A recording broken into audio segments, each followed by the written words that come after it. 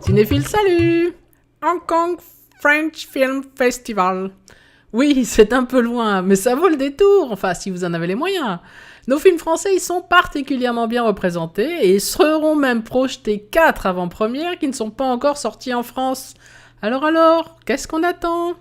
De toute façon, il faudra prendre de la hauteur si vous voulez aller dans un festival cette semaine, dans le Vercors par exemple à Autrans pour le Festival international du film de montagne qui se déroule du 4 au 8 décembre, était également le 31e festival tout court d'Aix-en-Provence.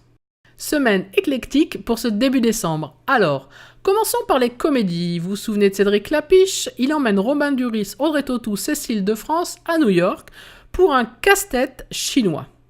En effet, après l'auberge espagnole et les poupées russes, voici le 3e volet casse-tête chinois qui nous fait suivre les aventures de nos héros friendly, ce qui est assez rare. C'est une bonne surprise que de revoir d'anciens copains d'Erasmus, une sorte de série dont les épisodes seraient très espacés. Ou alors Henri, une comédie dramatique de Yolande Moreau qui se passe là-haut dans le Nord. Elle a fait partie de la sélection officielle de la quinzaine des réalisateurs au Festival de Cannes. C'est la rencontre de deux êtres en marge de deux solitudes. Vous pourrez également opter pour un biopic, Le 5e pouvoir de Bill Condon, avec Benedict Cumberbatch et Daniel Bru. C'est la création d'un contre-pouvoir. En fait, il s'agit du démarrage du site de Julian Assange, Wikileaks.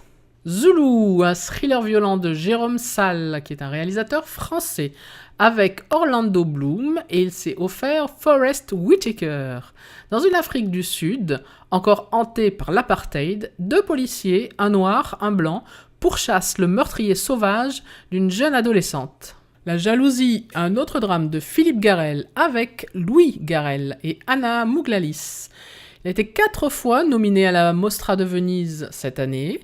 C'est une histoire de famille, le père réalise, le fils joue l'histoire qu'a vécue son grand-père, qui était lui-même acteur.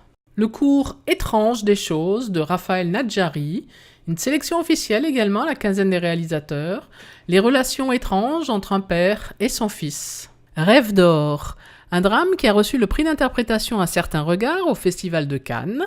C'est un film de Diego Quemada Diez, une production mexicano-espagnole. Juan, Sarah et Samuel, 15 ans, fuient le Guatemala pour tenter de rejoindre les États-Unis. Le démantèlement, un drame canadien de Sébastien Pilote. La Reine des Neiges, c'est la période, il s'agit du dernier Disney.